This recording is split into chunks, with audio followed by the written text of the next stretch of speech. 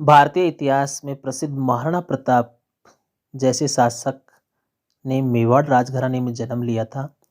और मेवाड़ राजघराने में इन्होंने जिस वंश में जन्म लिया वह वंश है गोहिल वंश। इस वीडियो में हम गोहिल वंश के प्रमुख प्रतापी शासकों की चर्चा करने जा रहे हैं। और सबसे पहले वीडियो के प्रारंभ में जानकारी प्राप्त करते हैं कि गोहिल वंश ने कौन से राज्य में शासन किया था, और इसका उत्तर है मेवाड़ राज्य। राजस्थान के रियासतकालीन समय में मेवाड़ राजघराना था। ये वर्तमान राजस्थान के उदयपुर, राजसमंद, चित्तौड़गढ़, प्रतापगढ़ जिलों में और इनके आसपास के क्षेत्र में फैला हुआ था, जिसको मेवाड़ के नाम से जाना जाता है। गोहिल वंश ने मुख्यतः मेवाड़ में ही शासन किया। इस वंश का नामकरण इस वंश के प्रतापी शासक जिनको गोहिल के नाम से जाना जाता है उससे इस वंश का नामकरण हुआ है गोहिल। गोहिल वंश की उत्पत्ति और मूल स्थान के बारे में अनेक मत प्रचलित हैं। अबुल फजल इन्हें ईरान के शासक नौसे खान से संबंधित करता है। वहीं कर्नल टोड ने इन्हें वल्लभ के शासकों से संबंधित माना है। तो मोहनोत नैन सिंह और गोपीनाथ शर्मा इनके ब्राह्मण होने के मत को प्रतिपादित करते हैं। डॉक्टर गौरीशंकर हीराचंद ओझा का मानना है कि 566 ईस्वी के लगभग गोहिल ने अपना शासन स्थापित किया। गोहिल के बाद मेवाड़ का प्रतापी शासक बप्पा हुआ। बप्पा, जिसको बप्पा रावल के नाम से भी जानते हैं, इन्होंने मेवाड़ में 734 से लेकर 753 ईस्वी तक शासन किया था। राज प्रशस्ति के अनुसार बप्पा ने 734 ईस्वी में मेवाड़ में ही स्थित चित्तौड़ के शासक मान मोरी को परास्त कर चित्तौड़ पर अधिकार कर लिया था। बप्पा की राजधानी नागदा थी। बप्पा ने कैलाशपुरी में एक लिंगजी मंदिर का निर्माण करवाया। ये भगवान शिव को समर्पित है। इसको लकुलिस का मंदिर भी कहते हैं। एक लिंगजी गोहिल वंश के कुल देवता माने जाते हैं। गौरीशंकर हीराचंद ओझा के अनुसार बप्पा का वास्तविक नाम था कालभोज। बप्पा कालभोज की उपाधि थी।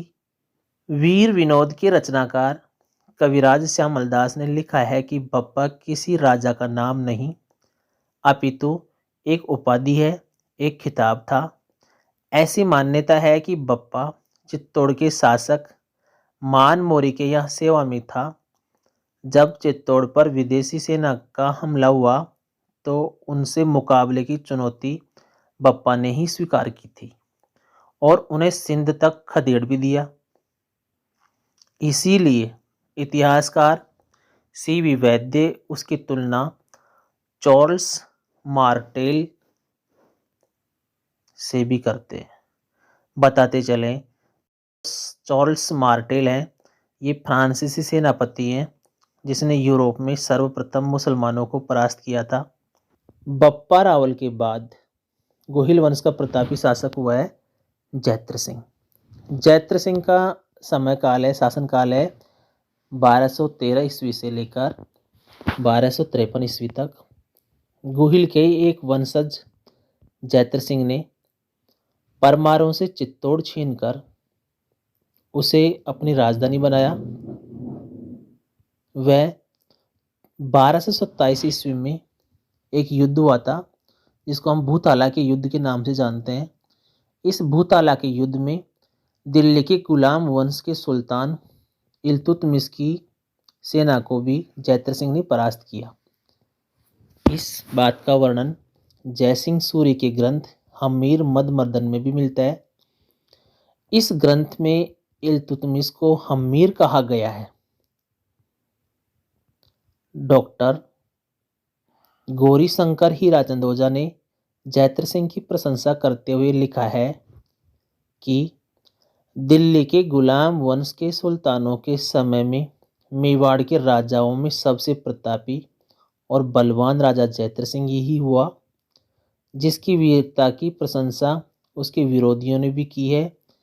इस तरह का वर्णन डॉक्टर गौरीशंकर हीराचंद ओझा ने किया है। चैत्र सिंह के बाद में गोहिल वंश के प्रतापी शासक, जिनको इतिहास बहुत अच्छे से जानता है, मानता है, उनका नाम है रतन सिंह। रतन सिंह का शासनकाल है 1302 से लेकर 1303 ईस्वी तक। ये शासन इन्होंने किया बहुत अल्प समय तक। रावल रतन सिंह को 1303 ईस्वी में दिल्ली के सुल्तान अलाउद्दीन खिलजी के आक्रमण का सामना करना पड़ा था, और इस आक्रमण का कारण अलाउद्दीन की साम्राज्यवादी महत्वाकांक्षा और चित्तौड़ की सैनिक एवं व्यापारिक उपयोगिता थी। 1540 ईस्वी में 1540 ईस्वी में मलिक मोहम्मद जायसी द्वारा लिखित पद्मावत नाम के ग्रंथ में अलाउद्दीन खिलजी के चित्तौड़ आक्रमण का कारण कुछ अलग ही बताया गया है। उनके अनुसार, मलिक मोहम्मद जायसी के अनुसार, रावल रतन सिंह की पत्नी, जिनका नाम पद्मनी था, उस रानी को, पद्मनी को प्राप्त करने के लिए अलाउद्दीन खिलजी ने आक्रमण किया था, ऐसा पद्मावत में वर्णन किया गया है। डॉक्टर दशरथ शर्मा इस मत को मान्यता प्रदान करते हैं। अलाउद्दीन की सेना से लड़ते हुए रतन सिंह व उसके सेनापति, जो इतिहास में प्रसिद्ध हैं गोरा और बादल के नाम से, तो रतन सिंह और गोरा और बादल ये वीरगति को प्राप्त हो गए थे, और रानी पद्मनी ने करीब 1600 महिलाओं के साथ जौहर किया था। जौहर का तात्पर्य आप समझते ही हैं।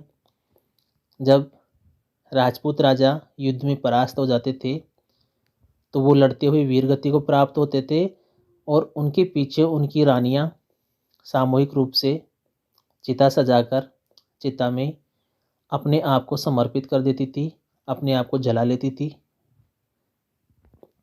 उसको जौहर कहते हैं। इस युद्ध में अलाउद्दीन खिलजी का समकालीन इतिहासकार, जिनका नाम अमीर खुसरो है, वह अमीर खुसरो भी शामिल हुआ था। उसने अपने ग्रंथ खजाइन उल फुतुहु, अमीर खुसरो का ग्रंथ का नाम है खजाइन उल फुतुहु, इस ग्रंथ में इस आक्रमण का वर्णन किया है। अलाउद्दीन ने अपने पुत्र खिज्र खान को चित्तौड़ का प्रशासक नियुक्त कर चित्तौड़ का नाम खिजराबाद कर दिया। रतन सिंह मेवाड़ के गुहिल वंश की रावल शाखा का अंतिम शासक था। रावल शाखा का अंतिम शासक रतन सिंह हुआ। उनके बाद गोहिल वंश में अगले मुख्य प्रतापी शासक हुए राणा हमीर। राणा हमीर का शासनकाल रहा है 1326 से 1364 ईस्वी तक। सिसोदा ठिकाने के जागीरदार हमीर ने 1326 ईस्वी में चित्तौड़ पर अधिकार कर गुहिल वंश की पुनः स्थापना की थी। सिसोदा का जागीरदार होने से उसे सिसोदिया कहा गया। इससे पहले के शासकों को रावल कहते हैं। हमीर के दादा लक्ष्मण सिंह अपने पुत्रों के साथ अलाउद्दीन खिलजी के विरुद्ध लड़ते हुए वीरगति को प्राप्त हुए थे। उसके बाद मेवाड़ के सभी शासक सिसोदिया कहलाते हैं। हमीर को मेवाड़ के उद्धारक की संज्ञा भी दी जाती है। राणा हमीर को विषम घाटी पंचानन की संज्ञा भी दी गई है। विषम घाटी पंचानन का अर्थ होता है विकट आक्रमणों में सिंह के सदृश से दिखने वाला। विषम घाटी पंचानन की संज्ञा राणा कुंभा के कीर्ति स्तंभ प्रशस्ति में दी गई है। हमीर ने वर्तमान बांसवाड़ा के समीप जो सिंगोली नाम की जगह है, वहाँ एक युद्ध हुआ था जिसको हम सिंगोली के युद्ध के नाम से जानते हैं। उसमें मोहम्मद बिन तुगलक की सेना को परास्त कर दिया था। राणा हमीर के बाद गुहिल वंश का अन्य प्रतापी शासक, उनका नाम है महाराणा लाखा। महाराणा लाखा का शासनकाल 1382 से लेकर 1421 ईस्वी तक रहा है। 1382 ईस्वी में महाराणा लाखा मेवाड़ का शासक बन गया था। मारवाड़ के रणमल की बहन जिनका नाम था हंसाबाई, हंसाबाई का विवाह लाखा के पुत्र चुंडा के साथ होना था, मगर परिस्थिति कुछ ऐसी बनी कि यह विवाह लाखा के साथ ही संपन्न हो गया। इस विवाह के साथ ये शर्त थी कि मेवाड़ का उत्तराधिकारी हंसाबाई का पुत्र ही होगा, जिससे लाखा के योग्य पुत्र चुंडा को राज्याधिकार से वंचित होना पड़ा। चुंडा को राजस्थान का भीष्म पितामह भी कहा जाता है। भीष्म पितामह जो कि महाभारत में एक प्रसिद्ध व्यक्तित्व का नाम है, जिन्होंने ऐसे ही किसी शर्त का पालन करते हुए अपने आप को शासन से दूर रखा था, गंगापुत्र भीष्म पितामह। और उसी भीष्म पितामह के ऊपर चुंडा को ये उपाधि दी गई थी। राणा लाखा के समय में जावर माइंस से चांदी व सीसा बहुत अधिक मात्रा में निकलने लगा। बहुत अधिक मात्रा में यहाँ जावर माइंस से सीसा और जस्ता निकलने लगा था, जिससे आर्थिक समृद्धि बढ़ी। इसी समय एक बंजारे ने उदयपुर में पिछोला झील का निर्माण भी करवाया था। अगले प्रतापी शासक जिनको इतिहास में बहुत अच्छे से जाना जाता है, उनका नाम है महाराणा मोकल। महाराणा मोकल का शासनकाल रहा है 1421 से लेकर 1433 ईस्वी। मोकल महाराणा लाखा व हंसाबाई का पुत्र था। 1421 ईस्वी में जब मोकल शासक बना तो अल्प आयु का होने के कारण चुंडा ने उसके संरक्षक के रूप में कार्य किया था। पर जब चुंडा को लगा कि मोकल की माता हंसाबाई उस पर संदेह करती है, तो वह मेवाड़ छोड़कर मांडू चला गया। 1433 ईस्वी में मोकल की जिलवड़ा में चाचा व मीरा ने महपा पंवार के साथ मिलकर हत्या कर दी। इस तरह से महाराणा मोकल का शासनकाल का अंत हुआ और उनके जीवन का भी अंत हो गया। मोकल के बाद उसका पुत्र महाराणा कुंभा मेवाड़ का शासक बना। महाराणा कुंभा का शासनकाल रहा 1433 से लेकर 1468 ईस्वी। महाराणा कुंभा 1433 ईस्वी में मेवाड़ का शासक बन जाता है। राठौड़ों का मेवाड़ पर प्रभाव समाप्त कर उसने मेवाड़ी सामंतों का विश्वास अर्जित किया। कुंभा के शासन से पहले मेवाड़ पर राठौड़ों का प्रभाव था, उसको इसने समाप्त कर दिया। कुंभा ने चित्तौड़ एवं कुंभलगढ़ को अपनी शक्ति का केंद्र बनाया। सन 1437 ईस्वी में एक युद्ध हुआ जिसको हम बोलते हैं सारंगपुर का युद्ध। 1437 ईस्वी में सारंगपुर के युद्ध में मालवा के शासक महमूद खिलजी प्रथम को परास्त कर बंदी बना लिया गया। इस विजय के उपलक्ष्य में कुंभा ने विजय स्तंभ का निर्माण करवाया। नागौर के उत्तराधिकार को लेकर मेवाड़ व गुजरात में युद्ध हुआ, जिसमें गुजरात की पराजय हुई। 1453 ईस्वी में कुंभा ने मारवाड़ से मंडोर छीन लिया। उसके बाद संधि करके अपने पुत्र रायमल का विवाह मारवाड़ की राजकुमारी से कर दिया। सन 1456 ईस्वी में मालवा के महमूद खिलजी प्रथम और गुजरात के शासक कुतुबुद्दीन के बीच एक संधि हुई और इस संधि को हम जानते हैं चंपानेर की संधि के नाम से। इस संधि में यह तय किया गया कि दोनों शासक मिलकर कुंभा पर आक्रमण करके उसे हराकर उसके राज्य को आपस में बांट लेंगे। तय संधि के मुताबिक 1457-58 ईस्वी में गुजरात व मालवा के शासकों ने मेवाड़ पर आक्रमण कर दिया, मगर कुंभा बहुत अच्छी तरह से इस कूटनीति को जानता था। कुंभा की कूटनीति से दोनों शासकों में मतभेद पैदा होने के कारण वे दोनों शासक मालवा का महमूद खिलजी प्रथम और गुजरात के कुतुबुद्दीन, दोनों ही शासक कुंभा को हराने में असफल रहे। ऐसा माना जाता है कि कुंभा ने 32 दुर्गों का निर्माण करवाया, जिनमें सिरोही, आचलगढ़ व कुंभलगढ़ के दुर्ग बहुत प्रसिद्ध हैं। कविराज श्यामलदास भी कुंभा को मेवाड़ के 84 में से 32 दुर्गों का निर्माता बताते हैं। कुंभलगढ़ का दुर्ग अपने विशेष भौगोलिक स्थिति और बनावट के कारण जग प्रसिद्ध है। कुंभलगढ़ के दुर्ग का शिल्पी मंडन था। मंडन नाम का शिल्पी मंडन नाम के शिल्पी ने कुंभलगढ़ के दुर्ग का निर्माण किया। कुंभा ने चित्तौड़ में कुंभ स्वामी और श्रृंगार चंवरी का मंदिर, एकलिंग जी का विष्णु मंदिर और रणकपुर के मंदिर बनवाए, जो अपनी विशालता और तक्षण कला के कारण बड़े ही सुंदर दिखते हैं। बहुत अद्भुत मंदिर है। कुंभा न केवल एक बहुत बढ़िया शासक था, वरन बहुत ही उत्तम कोटि का विद्वान और विद्या अनुरागी शासक भी था। कान्ह व्यास द्वारा रचित एकलिंग महात्म्य से यह ज्ञात होता है कि कुंभा को वेद, स्मृति, मीमांसा, उपनिषद, व्याकरण और राजनीति में बहुत अधिक रुचि थी। संगीत राज, संगीत मीमांसा और सूड प्रबंध कुंभा के द्वारा रचित ग्रंथ थे। ऐसा भी माना जाता है कि कुंभा ने चंडी शतक की व्याख्या, गीत गोविंद और संगीत रत्नाकर पर टीका भी लिखी थी। कुंभा के शासनकाल में कवि अत्रि और महेश ने कीर्ति स्तंभ प्रशस्ति की रचना की।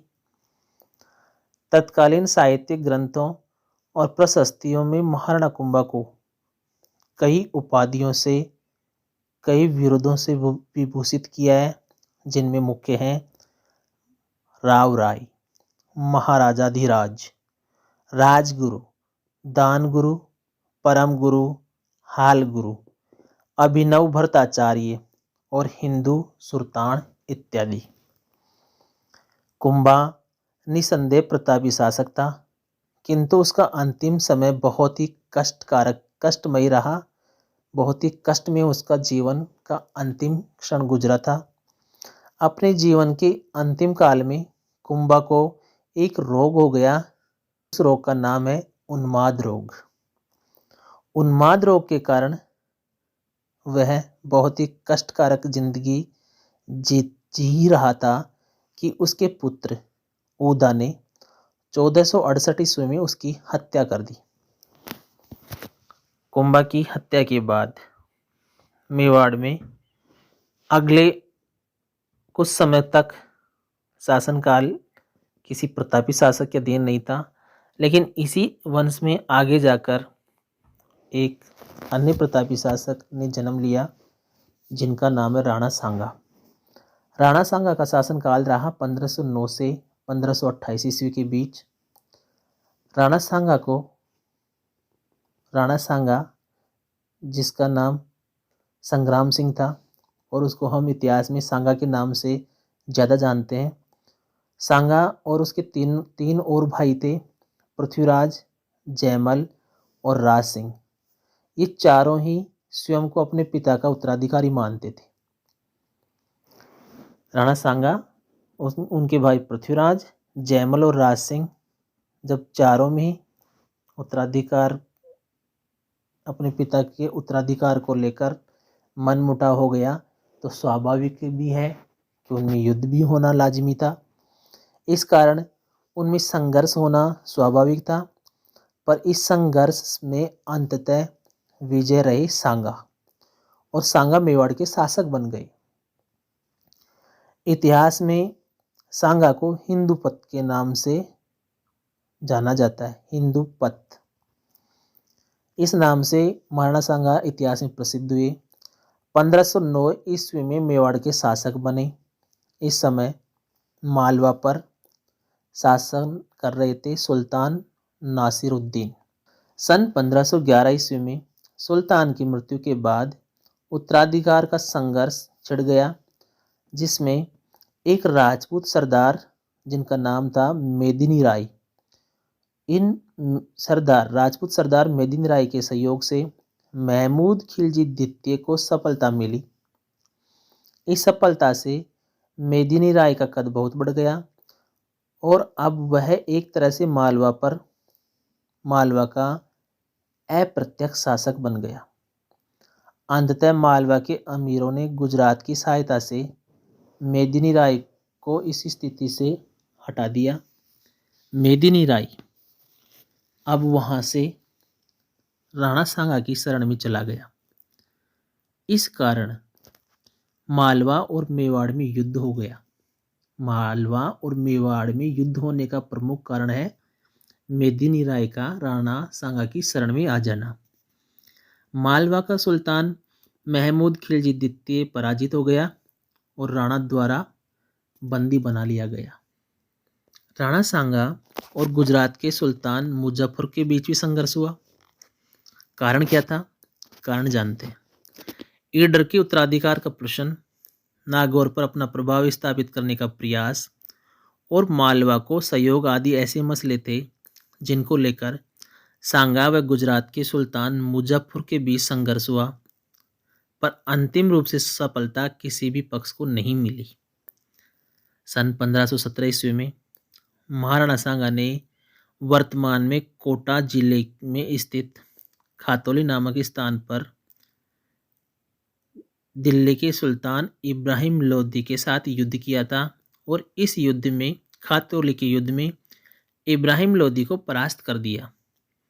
इससे राणा की प्रतिष्ठा बहुत ज़्यादा बढ़ गई और राणा सांगा उत्तर भारत का शक्तिशाली शासक बन गया।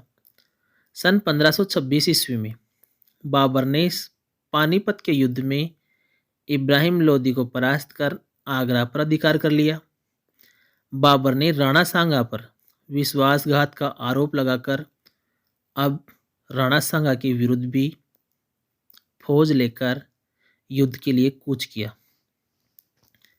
बाबर के अनुसार राणा सांगा ने उससे वादा किया था कि जब वह इब्राहिम लोदी पर आक्रमण करेगा तो सांगा उसकी मदद करेगा, किंतु राणा सांगा ने 1526 के पानीपत युद्ध में बाबर की कोई सहायता नहीं की, बाबर की मदद नहीं की।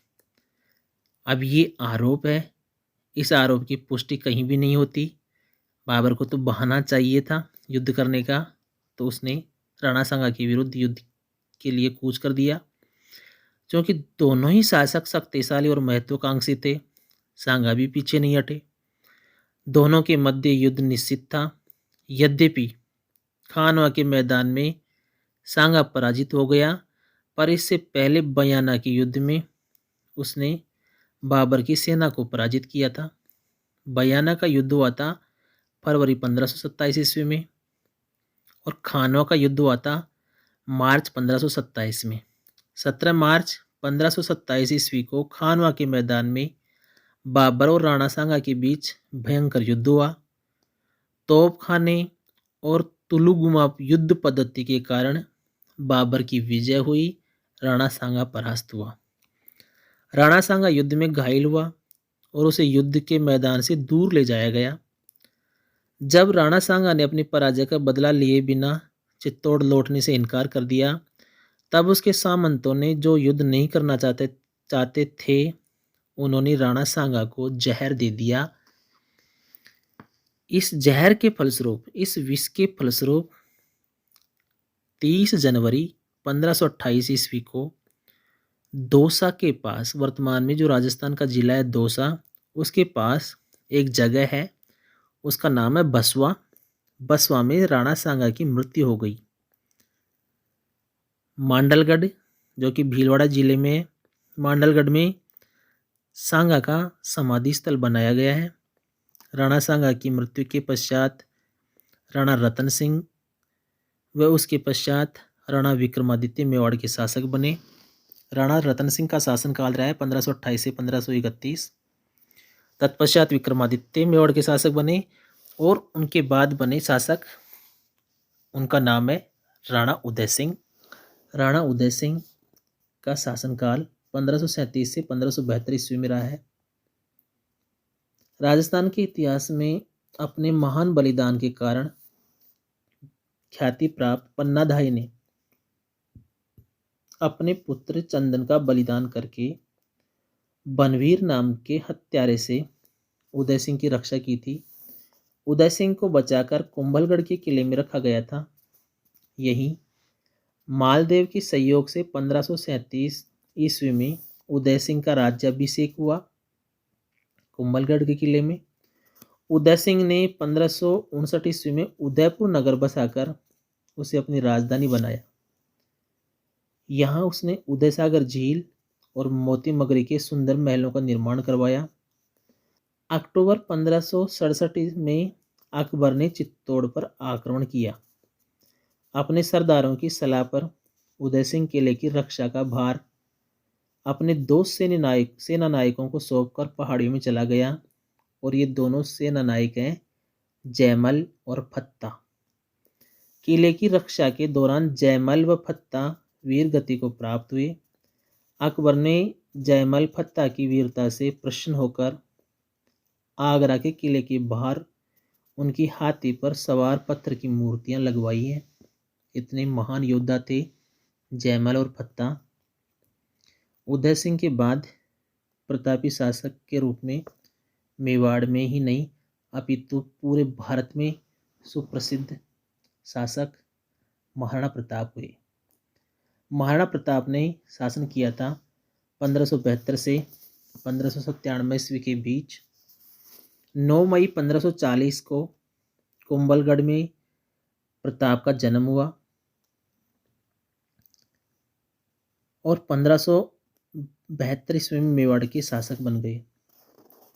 महाराणा उदय सिंह ने जगमाल को अपना उत्तराधिकारी बनाया था, मगर सरदारों ने उसे स्वीकार नहीं किया और प्रताप को गद्दी पर बिठा दिया। इस समय दिल्ली पर मुगल बादशाह अकबर का शासन था। प्रताप के सामने दो मार्ग थे, या तो वह अकबर की अधीनता स्वीकार कर सुविधापूर्ण जीवन बिताए या अपना स्वतंत्र अस्तित्व और अपने देश की प्रतिष्ठा बनाए रखे। प्रताप ने दूसरा रास्ता चुना। दूसरा विकल्प चुनने की स्थिति में उसे अनेक कष्ट उठाने थे। फिर भी प्रताप ने दूसरे विकल्प संघर्ष को ही चुना। इस संघर्ष की तैयारी में उसने सबसे पहले मेवाड़ को संगठित करने का बीड़ा उठाया। अपने कर्तव्य और विचारों से उसने सामंतों और मीणा और भीलों का एक गुट बनाया जो सदैव देश की रक्षा के लिए उद्यत रहे। प्रताप ने प्रथम बार इन्हें अपनी सैन्य व्यवस्था में उच्च पद देकर इनके सम्मान को बढ़ाया। मुगलों से बचकर युद्ध का प्रबंध करने के लिए उसने गोगुंदा से अपना निवास स्थान बदलकर कुंभलगढ़ में स्थानांतरित कर दिया। अकबर किसी भी तरह से मेवाड़ को अपने अधीन करना चाहता था, अतः उसने समझौते के भी बहुत प्रयास किए। 1572 ईस्वी से 1576 ईस्वी के मध्य अकबर ने अपने 4 विशिष्ट मंडल प्रताप को समझाने के लिए भेजे थे। सबसे पहले आया था जलाल खान, उसके बाद मान सिंह आमेर का शासक था जो, उसके बाद भगवान दास और चौथे शिष्टमंडल के रूप में राजा टोडरमल आया। लेकिन महाराणा प्रताप स्वतंत्रता के पुजारी थे। उन्होंने अकबर के समस्त प्रस्तावों को खारिज कर दिया।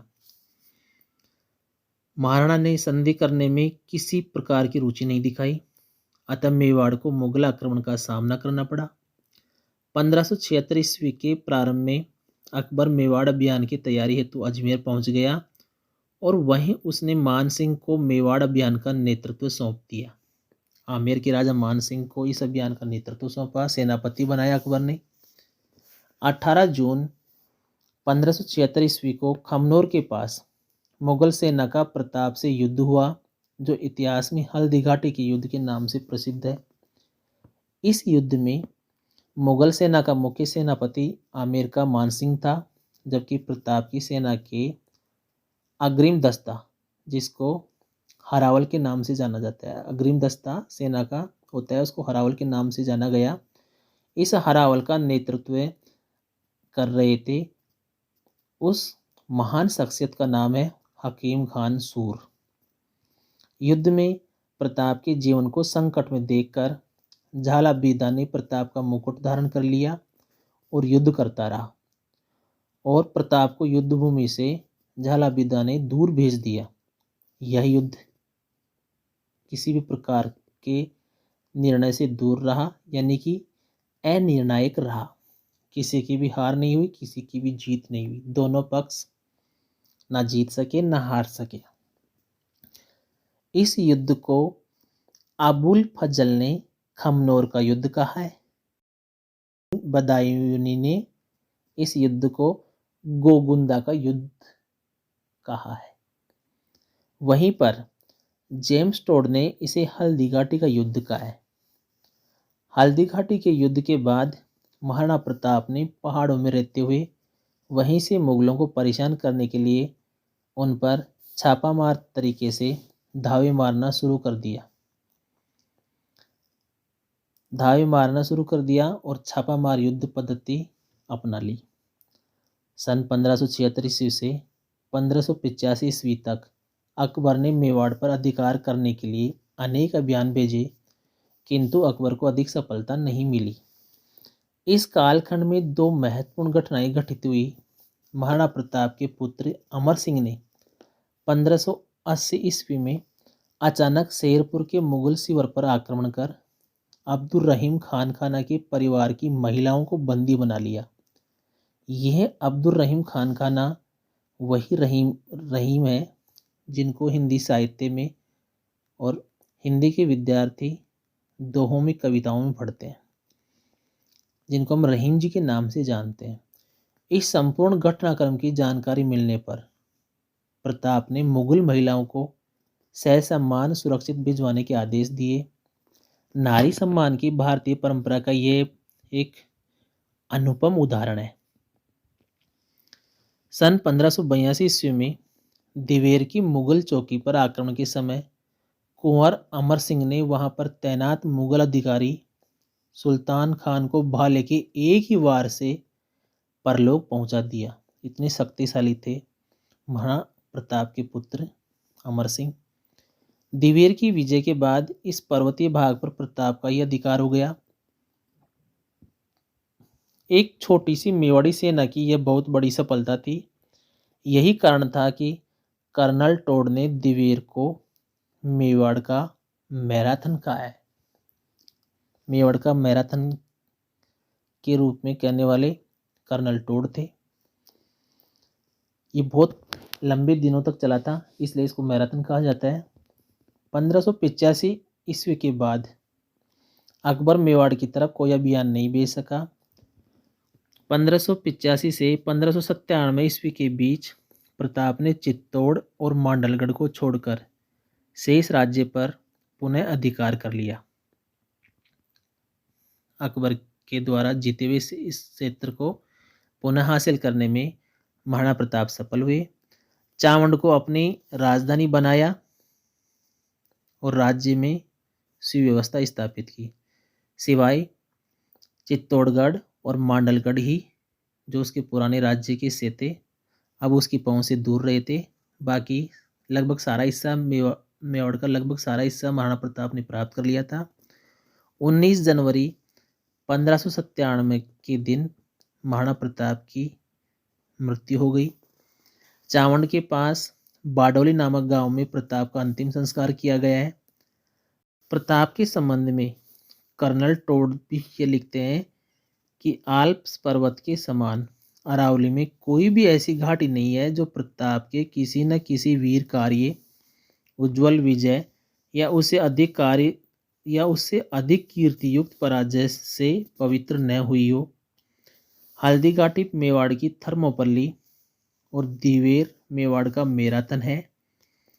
आल्प्स पर्वत यूरोप में स्थित है। ध्यान रहे, महाराणा प्रताप के बाद में उनके पुत्र राणा अमर सिंह शासक बने। राणा अमर सिंह का शासनकाल रहा 1597 से 1620 ईस्वी। अमर सिंह 1597 ईस्वी में मेवाड़ का शासक बन गया।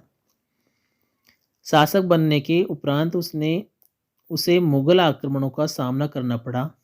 1613 ईस्वी में जहांगीर स्वयं अजमेर पहुंचा और शाहजादा खुर्रम को मेवाड़ अभियान का नेतृत्व सौंपा। खुर्रम, जो आगे चलकर शाहजहां के नाम से जाना गया, उसी ने इस अभियान का नेतृत्व किया था।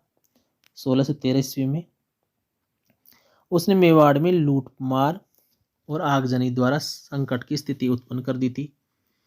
मेवाड़ के सामंत युद्धों से ऊब चुके थे एवं उनकी जागीरें भी वीरान हो गई थी। अतः उन्होंने कुंवर करण सिंह को अपने पक्ष में कर राणा पर मुगलों से संधि करने का दबाव डाला।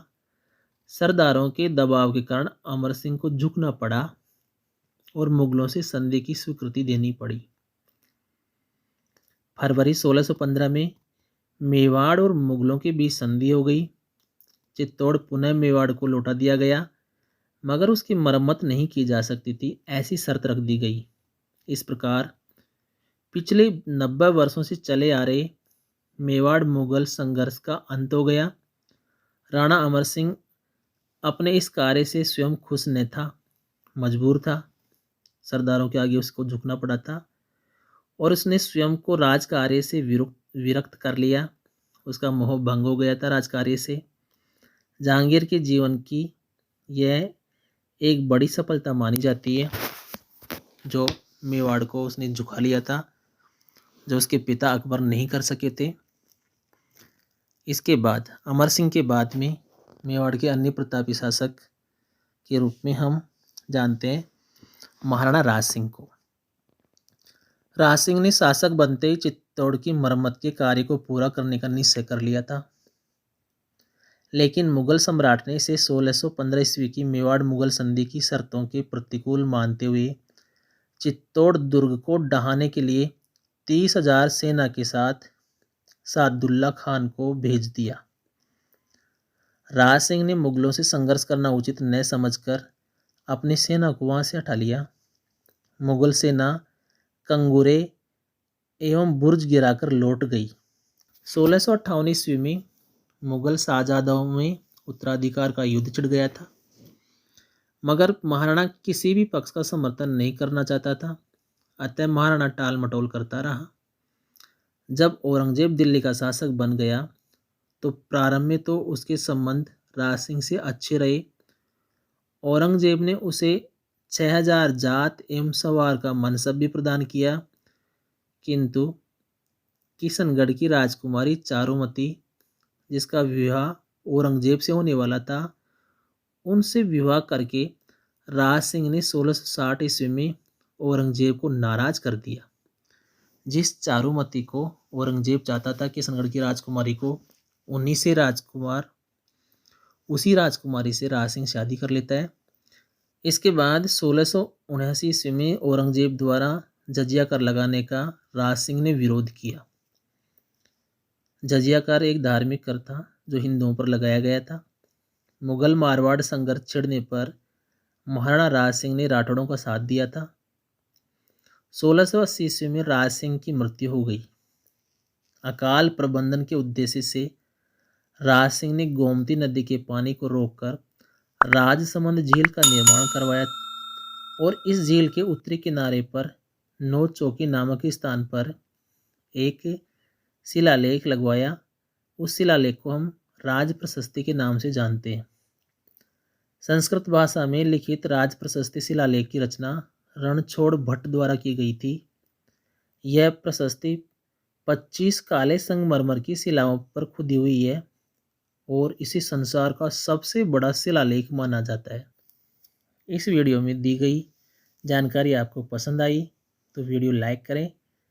चैनल पर पहली बार विजिट कर रहे हैं, चैनल सब्सक्राइब करें, बेल आइकन को हिट करें ताकि ऐसे ही वीडियो जो मैं बनाता रहता हूं आपको उसका नोटिफिकेशन शीघ्रता से मिल सके।